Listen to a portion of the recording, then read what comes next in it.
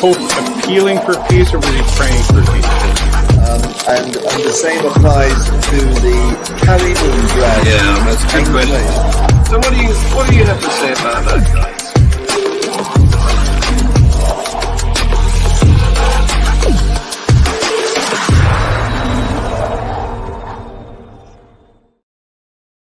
Good morning, afternoon, evening, wherever you are, and welcome to the latest edition of Views on the News, our show where opinionated people give their views on the news. The clue is in the title.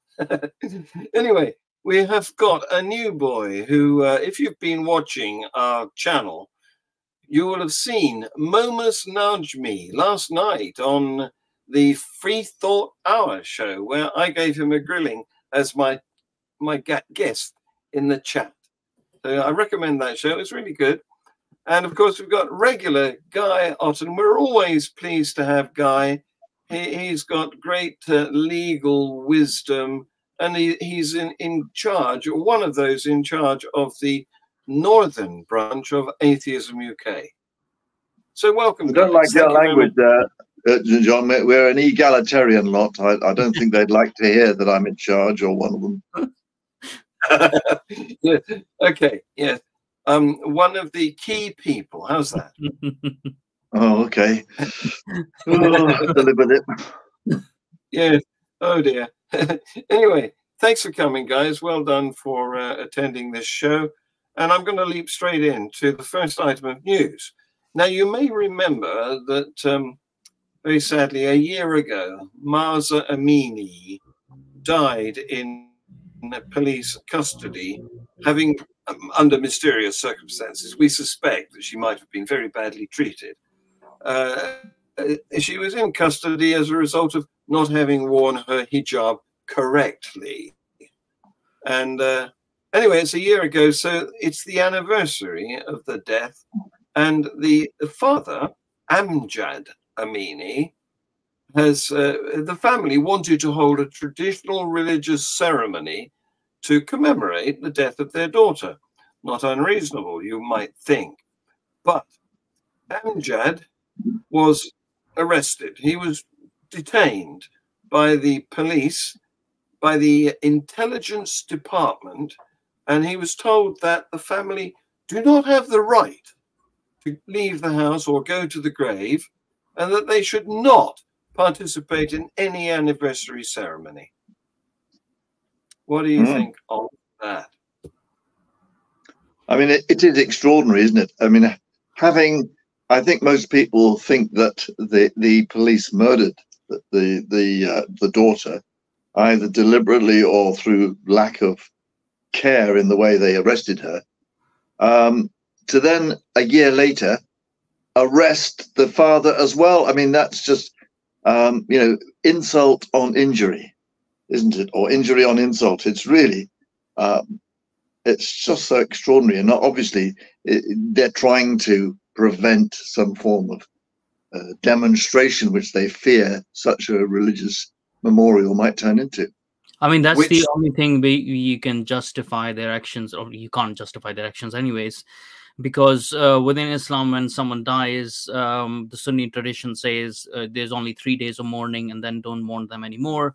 Shias usually go on for 40 days and then they don't do that anymore. So they must be justifying this as, oh, it's a political stunt and we need to stop it and we need to do all of that, since they have been having this many issues, people actually revolting against their rules. So I don't think so. That it's sort of like something we should have expected them to do. That's a very interesting reflection. That you're saying, according to, is it what, Sharia or the tradition, they only have a limited time to actually do their grieving, and then they that's it then. Yeah, that's interesting. It's not a law. It's not a law as such. It's not like part of Sharia law or anything, as far as I know. It's been a while since I knew my previous religion. So I don't never know mind. Never mind. In a lot of cultures, it's common to commemorate death annually, isn't it? I mean, this is what the November ceremonies are Yeah. about commemorating the soldiers that They died actually, in it's important that they actually don't agree with sort of that, right? So let's say if they believed her to be, you know, not an important person, if they're scholars or whatever, so they wouldn't believe her to be important enough for them to commemorate in to begin with, and they would be seeing her as an agitator or as someone, as a traitor to the country, right? So they would be saying it's a political stunt. But as well as that, in Islam, it's sort of a tradition that generally you're not supposed to, that's a main Sunni sort of tradition, that you're not supposed to mourn anyone up after 3 days, because they're going to a better place. So why are you mourning for them? Shias extend that to sort of 40 days, which Sunnis don't agree with, and they say like that's already an imposition on the religion. So there might be different angles. So I haven't really checked what the real news is coming from different parts in Iran, but they could be using so many of these things to justify their horrific actions, which is sort of like, well, you have done something wrong, you have killed someone before their time, so at least let their parents process it as they want to process it, like, you know. And if you're afraid that's a bad mark on your regime, then maybe self-reflect. But I think so they've gone past that point. This may be in bad taste, but one thing we do know is that when she arrived in paradise, there weren't 42 virgins waiting for her. No. Well, I mean, I don't think we do know that, actually. We don't know anything about this, you know, this idea. Only versions on this. Well, isn't it supposed to be 72 anyway? Yeah, 72 versions. Yes. You left 30 out. Yes. You letting 30 out of work. That's not really good. They'll be out of work. Sorry, I got the number wrong. Sorry. Yes. But I think it's a male privilege anyway, isn't it? Yeah. Okay. So what's happened is they failed to prevent protests happening elsewhere, because in Tehran, many protesters gathered and chanted slogans such as "Death to the Dictator" and "Woman, Life, Freedom." And some of them gathered on the roofs of residential buildings or stood on their balconies. And as night fell, this is last Saturday, a heavy security force presence appeared to have deterred large-scale protest rallies. But human rights groups reported that sporadic confrontations occurred in several areas of the country. So it happened anyway. I think so. It's a sea of change. It's going to take some time, but it is happening, and there's a lot of support within moderate Muslims as well. So we have to count them in this sort of struggle as well, because they don't associate with the harsh sort of rules of Iran. And hopefully, like, you know, hopefully within this generation of people in Iran, these Persians, they will conquer their sort of country again. They will reclaim their, you know, their own country. Hopefully. I think so. There's a sea of change, and this needs to keep on happening. And I think so the media needs to keep on pushing this from the efforts of the people, like how brave they are and how much they are actually going against it. Yeah. In fact, I also reported on the Global Atheist News Show that acts of bold rebellion described by several people in Tehran over the past month, unthinkable to Iranians a year ago, included women walking with their hair uncovered, jeans ripped, midriffs exposed, you know, and an unmarried couple walking hand in hand. And when a woman was asked by Iran's once feared morality police to put a hijab on, she told them, "Screw you." Yeah, good for her. So you're right. They're being very bold. Yeah. But if you think about, like, there is some other development that is going around Iran as well right now with Afghanistan, with Taliban's, that we armed them so much, the Americans. They are moving towards the borders in Iran, and they are moving towards the borders in Pakistan as well. So there might be a near future conflict coming up, which the regime might justify as clamping down on their people more. So there's some Well, other troubles coming their way. Yeah, they are aware of this, because these bold women, one of them has said, even though I feel scared to my bones whenever I walk past the morality police, I keep my head up and I pretend I haven't seen them. I wear what I like, but I wouldn't wear shorts. And I always carry a headscarf in my bag in case things get serious. That's kind of reassuring, though. Like, you know, there's a lot of the civil liberties that we actually take for granted. We need to recognize that as well. But there's a bit of a reassurance that they're not just sacrificing their life. They have some sort of tactic. They're going through it. They know it's a long haul. Like, you know, someone who's outside and who's just on social media or something, like, in saying, oh yeah, go Iranian woman and stuff like that, they were saying, oh, why are you afraid? Like, keep on going. You don't know. You are not in their position. Even her doing this is more than you can ever imagine doing. Like, you know, so it's I'm actually reassured by this, that she has a safety net, that she has something, you know, that you know, that her life might be saved, you know, if she sees someone, or, you know.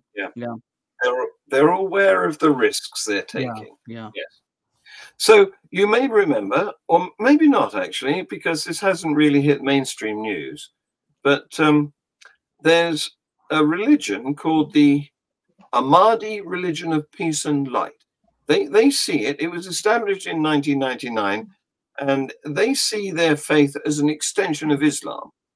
And what's happened is 104 members of this religion have arrived at the Turkish-Bulgarian border, hoping to get over into the EU, Bulgaria, and find asylum. And that happened back in May, but they were met by gunfire from the Turkish border guards, who started beating them with batons, and it was like a war zone. There was blood everywhere. But here we are, 4 months on, and they're still there. Well, not quite still there. They're being detained in Turkey, and are still hoping to make their way into the EU. And they claim that they left their countries of origin because of religious persecution. So I'm not sure what's going to happen here, but, you know, this is... Yeah, I mean, I think that they're the Ahmadi group, so they are very much persecuted. Yeah, they are. They're persecuted in nearly every country, aren't they? They're nearly all Muslim countries reject them as Muslims. Them as non-Muslims, actually. So Pakistan, every now and then they have a lot of issues and stuff, because I think so. They think that Prophet Muhammad was not the last prophet, and then whoever their prince is, you know, they have sort of a prince or someone, you know, and he's the next prophet and next prophet. They are allowed to believe whatever the hell they want to believe. But this particular group, the Ahmadi religion of peace and light group, they think that one of their leaders, Abdullah Hashem Abba al-Sadiq, they think he is a Mahdi, the Mahdi, a messianic figure and divine messenger who will bring salvation. So he's a I don't know, not exactly a descendant, but a subsequent leader from Muhammad. Yeah, and that's why, I mean, you can understand, if you're going on theological grounds, why Muslims would say that they are not Muslims, because the way that you become a Muslim, that you know, you declare that there's no God but Allah, and Muhammad is the last prophet, right? So you can imagine how they would justify that Ahmadis are not Muslims, because they're not, you know, proclaiming the last part of that declaration. So there is theological, obviously, differences, but that doesn't mean that you start killing people. But obviously, that's where the Sharia law comes in, which is not in the Quran. In the Quran, it doesn't actually tell people that you're supposed to kill those who don't believe, right? But Sharia law justifies it through the hadiths, through the scholarly, meetings and stuff like that.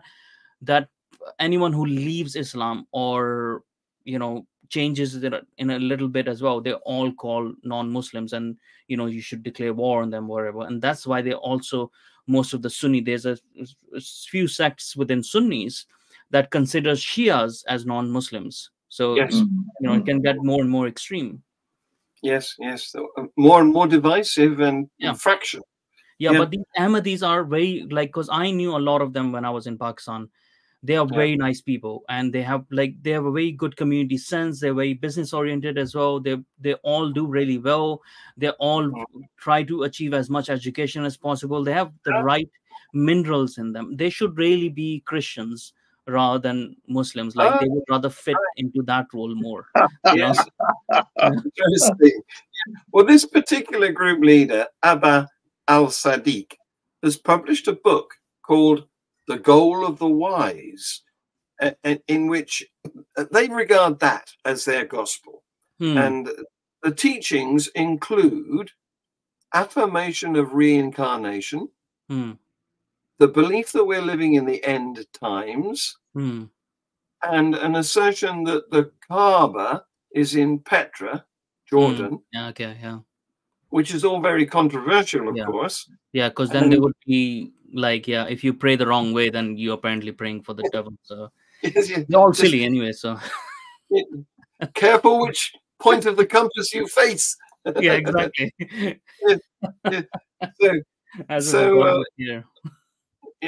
So he, in April this year, he conducted a sermon declaring that he is the messenger sent by God to invite humankind into the final covenant, which would save them from imminent punishment via illness, meteors, and global wars.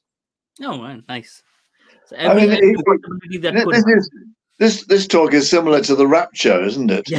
And then end times, it's the same sort of stuff. Yeah. Who wouldn't want saving from illness, meteors, and global wars? Yeah. Well, we had a rapture on Friday. Did you notice it? Yeah. We're still here now. Yeah.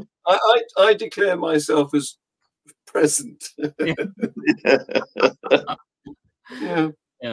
Anyway, this sort of weirdness is extending now to New York, where City Mayor Eric Adams recently announced that the mosques in New York, I don't know whether they have as many as you have in Rochdale, Guy, but they probably have more because it's a big city.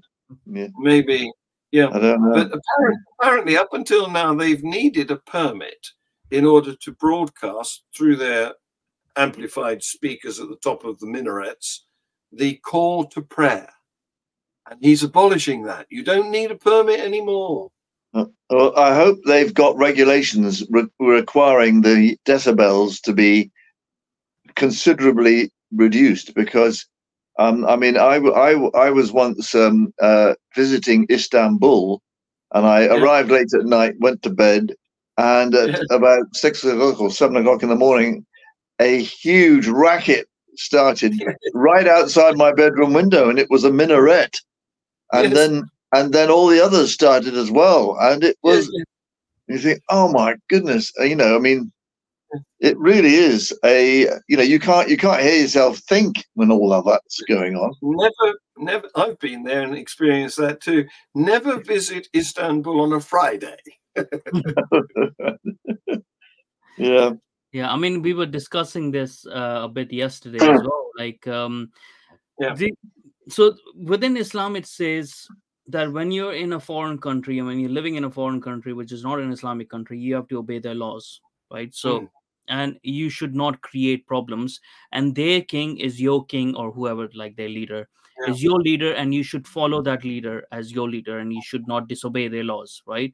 So this is a very strict sort of way of thinking about it. But obviously, most of the people who are moving to these other countries, we have to imagine most of them are not Arabs, right? So the Islam that is a bit moderate is now only left in the Arab world or in Turkey in some certain parts.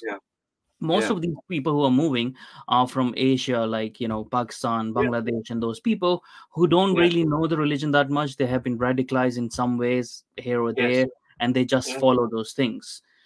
So I still don't even blame them. I blame our Western leaders for not following our laws, for giving so much flexibility to other cultures, to other religions, so much so that you actually end up harming your own, right? So there would be laws, and they would have so many problems with it, because the morning prayer, the Fajr prayer, is like 4 o'clock or 5 o'clock, depending on when the sun comes out. Yeah. Right. So what if you're in New York and you have so many flats and stuff, and someone's made a mosque and then they start blasting out at 4 or 5 o'clock? Yeah. That's not feasible. But if it's Yeah. happening in New York, that means it's definitely going to happen in other Democrats states as well. Yeah. It won't happen in Republican states, but it will definitely happen in other Democrat states. Yeah. Well, I think there is a fair point that you know, church bells are allowed to ring, and my view is that both should be restricted and licensed, so as to reduce their impact on public amenity. Yeah. To the maximum. Yeah, and they sound decibels, like you were saying, and the timings as well. Like I actually don't mind the church bell, because our church is a bit further away from my place. Sometimes I hear it, but it's never at a point that it would, you know, inconvenience me, and it's not 5 times a day as well. So that is going to be 5 times a day, every day, right? It's not just on a Sunday. On a Sunday, if the church bells are ringing, you can ignore that. Well, in the New York case, it's the relaxation of permit applies to Fridays and during Ramadan. Okay, so that's a little bit reasonable. Every day during Ramadan, obviously. Yeah. Oh yeah. I think we've exerted our opinions about that. All right. Thank you. Now, you may know that there's a little bit of India, because India's it's a subcontinent, but there's a little bit that's up to the right above Bangladesh. There's a little narrow connecting isthmus, and then there's a larger piece, and this is called Manipur. And there's been violence, shocking violence, breaking out in this part of the world between the Hindu Meitei. I'm not sure if I'm pronouncing that right. It's Meitei, Meitei, I don't know. But there's a community of those people and another community, which is a minority community, called the Kuki. And they've been very violent towards each other. Brutal killings, sex crimes against women, 200 people killed. And those that were killed, most of them were Kukis. And apparently that's a collective name for Kuki, Zomi, Chin, Hama, and Mizo tribes, who are mostly Christians. So what we have here is Hindu on Christian action, and during which 2 Kuki Zomi women were paraded naked by a mob of Meitei men. The younger woman was gang raped, and her father and 19-year-old brother were beaten to death. Their mother says, "To see how my daughter was treated after my husband and son were killed, it made me want to die. My husband was a church elder. He was soft-spoken and kind. His arms were slashed with knives. My son was in the 12th grade, a gentle boy who never fought with anyone. He was brutally beaten with rods." And she sobbed as she spoke. "He was killed because he ran after them to try to save his sister. My daughter is not recovered. They were killed in front of her, and this is now 4 months on. The Métis and the Kukis are segregated, physically forbidden to enter areas that the other dominates." So there you go. Do you want any more evidence that religions are divisive?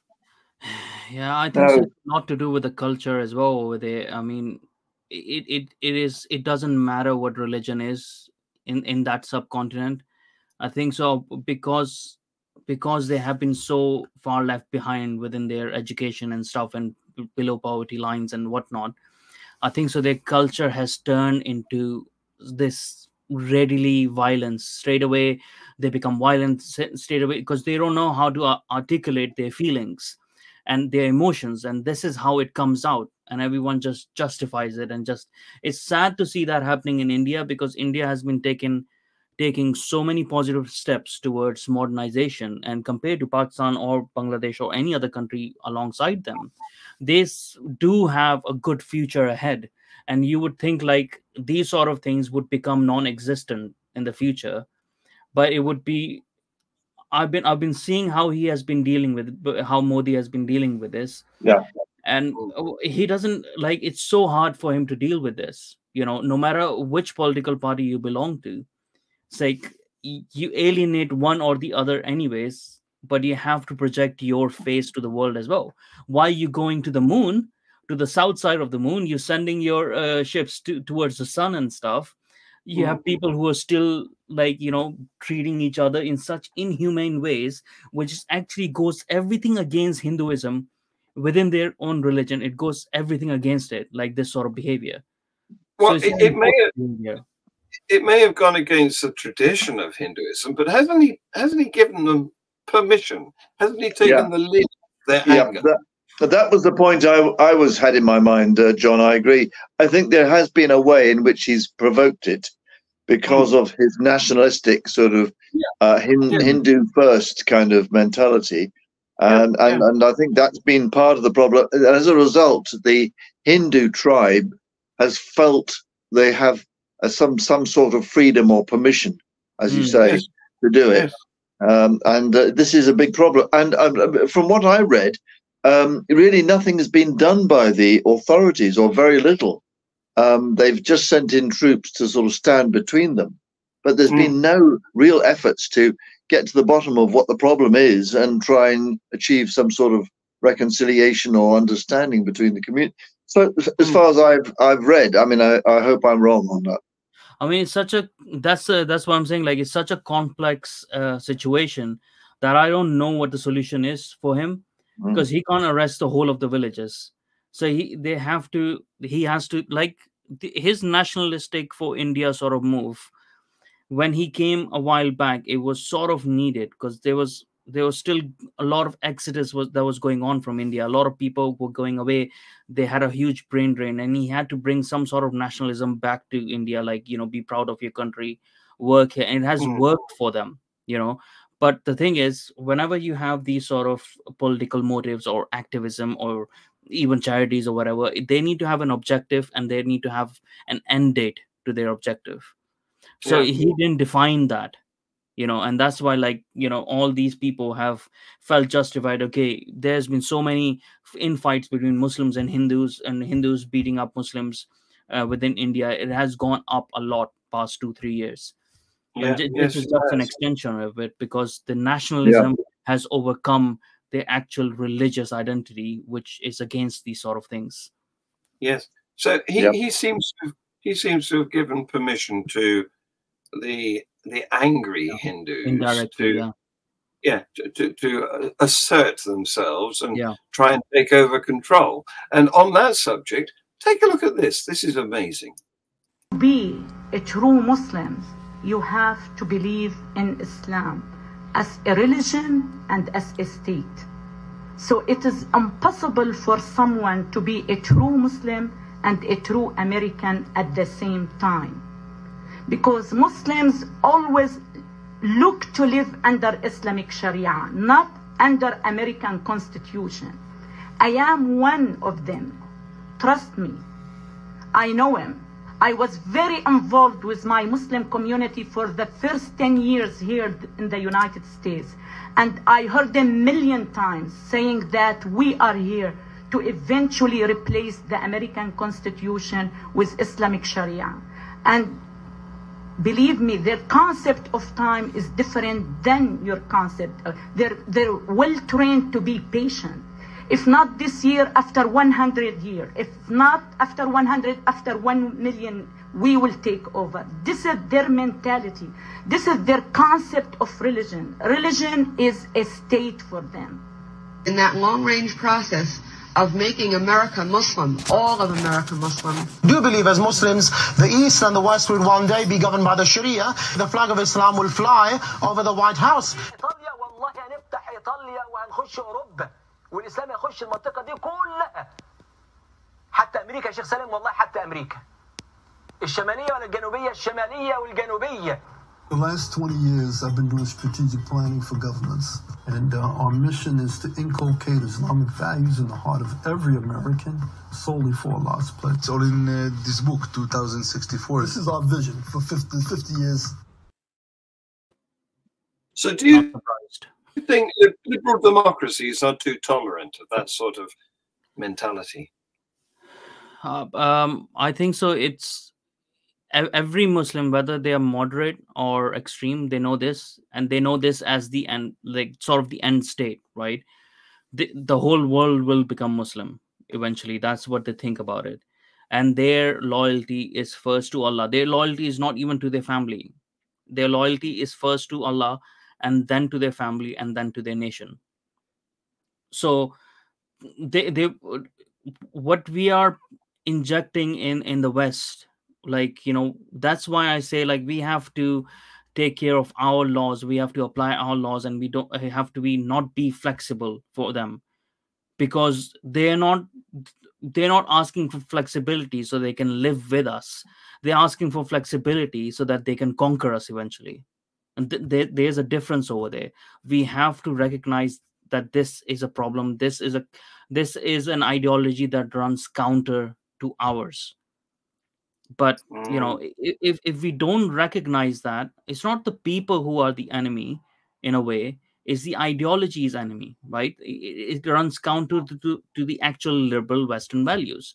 Just like, in my point of view, the communist values run against the liberal values, right? So that also is an anti-Western sort of value. And that's where actually, if you look at it, that's where those two values combine. That's why you're having a lot of support in the radical left for Islam, because like I said yesterday, I was saying, if communism had a religion, it would be Islam, because it fits in so perfectly. Yeah, because it's a totalitarian system. Exactly. I mean, we have had this. We've had this not just with communism, but also with Catholicism back in the 16th century. It was exactly the same challenge. And we've seen off these others, but we cannot see is the Islamic threat off without understanding it and dealing with it, and recognizing it. And I think that's the point. Islamophobia term, getting rid of that Islamophobia term, because then no one can criticize them. You know, putting them above, like, no, you cannot put these people above other people. This sort of mentality that is telling you that anyone who leaves a religion needs to die, that if you are a Jew, then you are dishonest to them, you are not to be trusted. Like, they are discriminating on such wide levels, and then when you criticize them, they claim like, oh yeah, you're being racist towards us. So we have to recognize their faults. There's an issue over there. Give them moderates within that religion enough space to be able to reform their religion. And from our end, don't cave in. Don't tell them like, okay, yeah, you can do the call of prayer and stuff. And if they argue that, well, your church bell rings as well, but they are our church bells, right? This is inherent to us. The Christian faith, people might or might not believe in it, doesn't matter, but that is in the like sort of fundamentals of Western values, right? Well, so we need to have some protection for it. It's traditional here, but is tradition a justification? You see, I think, and I don't often give my views because I'm the host, and it's my job is to give you stage to express yourselves, but I think that religion is the problem. We should be dealing with people as individuals, not tribes, arguing over which non-evidential deity in the sky they believe in. I agree with that, but the problem is that when you have a group, when you have an enemy come onto your land, then in some way you have to club together to see them off first, before you can continue the argument that you were having, right? That's how I see it, that for the time being we have to come to a truce with the Christian faith and with like, you know, other faiths within the Western culture in some sort of agreement, you know, sort of like, you know, a mutual sort of understanding in recognition that this outside ideology that's coming in, it will see the end of all of us. So let's first deal with that, because at least the church is not going around and threatening that to people anymore, right? And it's unlikely that it will do that in the future because it has been moderated to that level. And there is a chance of that being moderated more and more. Islam is coming as an enemy to us. And that's where we have to say, okay, you know, I have a problem with all church bells and all of those things like that, might or might not do. But for now, I will say I'll defend that because that is ours. So they will in turn help us in a way. They will say, okay, we don't agree with atheists because we are Christians, we believe in God and whatnot, but they're still our people and you cannot threaten them. You know, so that sort of truce, some for the time being, because we can't be idealistic, we can't live in the utopia when religion is gone, because that's not going to happen anytime soon. I recognize that I'm idealistic, but I think we would be as bad as them if we said, you know, our God is the true one, we are right, we've got this tradition, it's our country, bugger off. I think what we should be doing is attacking the poison at its trunk. And that is, there's no evidence for any God, and therefore religions are all bunkum. Yeah, I mean, ultimately, they shouldn't be part of our laws. They shouldn't be part of our, you know, our way of thinking anymore. But the reality is that you're not going to, we can't just say that and everyone agrees to it. No matter what, there will be people who believe in it. So it's sort of saying, well, we need to have some trade-offs over here. Our trade-off right now at the current moment is that we accept that we have Christian traditions and heritage, and we move a bit to protect them so that together we can, you know, wave off this sort of onslaught of good. It is actually, people might say it's Islamophobic, people might say it's racist or whatever. But if you see throughout the West, in England and in America, there has, or in Nordic countries, there is an onslaught of this Islamic ideology that is coming in. And it is so different from the Christians now and from us now that, you know, it's going to change all our cultures. So it's sort of like they come to the point.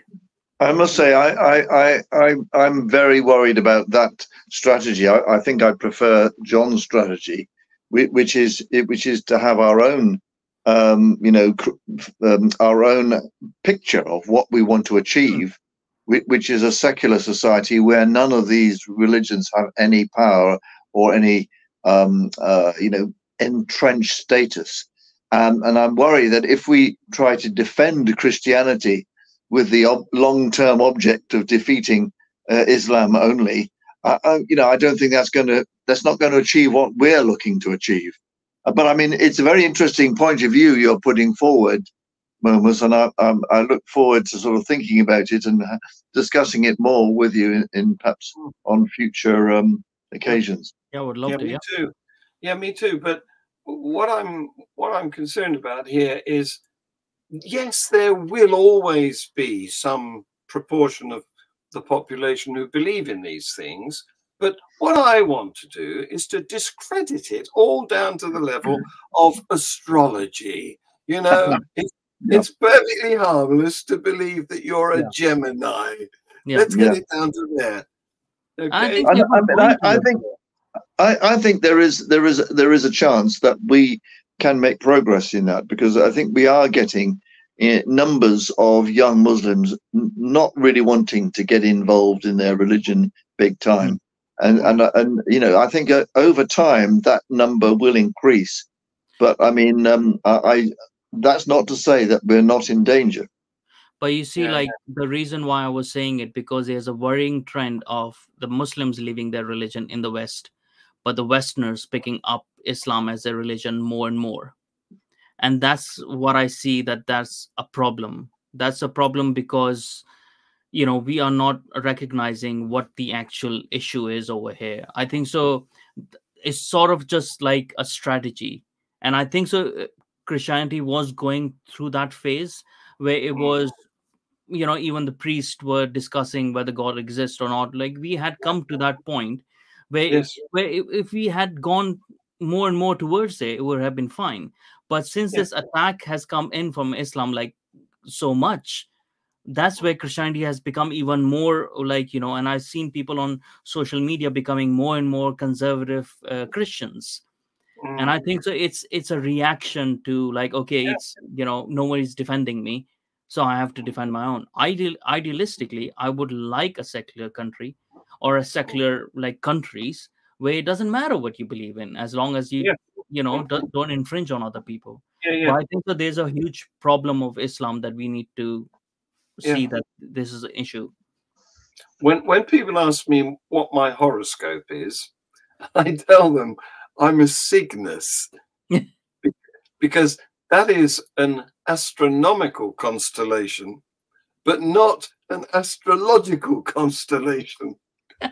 I usually say it's penguin, and when they say, "Oh, that's not a star sign," that doesn't make any sense. Like neither does anyone else. So yeah, carry on. Well, that's my point. I must come up with one like that. Yeah. Anyway, moving on, because we've already overrun the time that I notionally allocate to this show, but it's been so good, I haven't cut it off yet.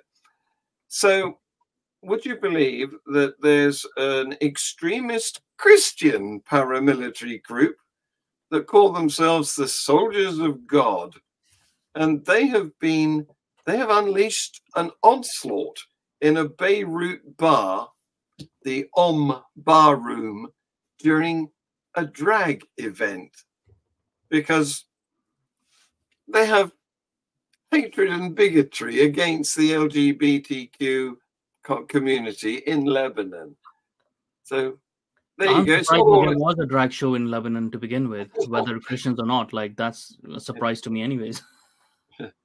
Well, Lebanon used to be very liberal, very forward-looking. They had more Christians than, like, you know, than Muslims. A lot more Christians used to live over there. A lot more Jews used to live over there. But yeah, I mean, it's just, it doesn't even matter what religion it is. It's just because people, like, when you back them on the wall, they are going to react in weird ways. They're going to see everyone as the enemy, and that's what's happening right now. You know. Yeah, there you go. So you may or may not know about Lauren Boebert. She is a U.S. representative. She's in the House of Representatives, and she won Colorado in the recent Senate and representative elections by about 5. They had a number of recounts, and she won by about 5. And she's famous for promoting Christian standards of purity. But the other day, she was kicked out of a musical theater during a performance of Beetlejuice in Denver for inappropriate behavior. And there's a video showing her taking flash selfies during this performance, sitting with her male companion and vaping, and behind her there's a pregnant woman who objects to her vaping, but she ignores and gives them the finger or something. But most of all, she was, and they've got wonderful CCTV video in this theater in Denver, and it shows her groping her partner's groin while he fondles her breast during this show. So, I think she's been exposed. I mean, my view on that was like, if that was any other person, doesn't matter, right? It's inappropriate behavior, but whatever, have fun, right? I mean, do they have a recall system in the States? I mean, you know, if an MP is sentenced to more than, is it I can't remember, 90 days or something, or 30 days suspension, there can be a recall petition. Yeah, So that I don't know whether they have anything like that in the States. No, I don't know, but you're right. We have, if you get a certain threshold of signatures voting to have him recalled, then that can happen here, and an election has to take place for a replacement. Yeah. Yeah. I mean, like what I had issues with it was people, like, obviously a lot of Christians were coming in and they were saying, oh, she's not being a good Christian. It's like, just relax, like, it's human beings do weird things. But from her point of view, if you are representative, you have to maintain some decorum, right? Yeah. So for other people it might be fine, but you behave yourself because you're representative. But then on the other hand, like, the people who are like sort of criticizing her, they're not themselves maintaining decorum, right? So from their party there have been Kennedy and Clinton and whatnot who have had a huge amount of inappropriate behavior. So is it just because she's a woman, or it's like, oh, it's okay for a guy, or if it's a guy, or he's a lad, he's doing it, right? So there's so many of those things to unpack. But at the core of it, like, she should have known better. And if she was promoting Christian values, then, well, behave like a Christian then. Otherwise, it's hypocrisy, basically, isn't it? Yeah. Yes. Yeah. Well, there you go. Who's surprised? No one. I want to bring the show to an end, but not before I announce that Chick-fil-A, the American fast food chain, who, when they tried to break into the UK market back in 2019, faced a boycott because their founder supports Christian groups that are opposed to same-sex marriage. And of course, in the UK, that's legal. So they were blown out, but they're going to have another go. They're coming back, and they expect to open. I was kind of confused by this. Did Chick-fil-A ever turn down any customers? Because did they discriminate against any customers because they were gay or anything? I don't think so. So I mean, they're allowed to believe whatever they're allowed to believe. I mean, are we turning ourselves into some sort of morality police where we say, okay, if you don't believe in every single thing, we might say, like, a gay person can be a gay person, we don't care, right? But they have the right to believe that it's not okay, as long as they're not discriminating against people, right? So this is the issue that I have with sometimes all sides of the argument become a bit, authoritarian in how my point of view is the only point of view. It's like, let them think whatever they want to think. I don't care. Well, indeed, but in this case, they're not being barred. They're not illegal in the UK, but they just don't have the support, the market, perhaps. That's the best way to do it as well. Because, like, I would have been amiss if the government said, oh, they cannot have a shop or they cannot have Chick-fil-A because they don't believe in LGBTQ. That would have been disturbing. But it's good that customers are not going to cater to them anyways. So that's how you you change the behavior. But they're allowed to believe whatever. Yeah. But the customers can vote with their feet. Yeah. I mean, it's funny though. It's very funny because it's just because they're famous, right? Because apparently their chicken is really good, as my friend tells me. So I would have liked to have their chicken, regardless. Well, you can still have it in the USA. Go over there. Yeah. But it's funny because there's so many Muslim businesses that still run, even though within the faith they're against this, right? So, but there's no uproar against it, because if you go against a Muslim business, then you're racist, right? So we pick and choose.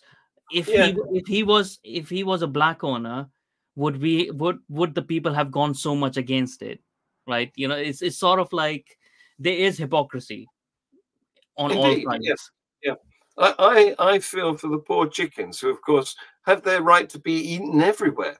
Yeah, exactly.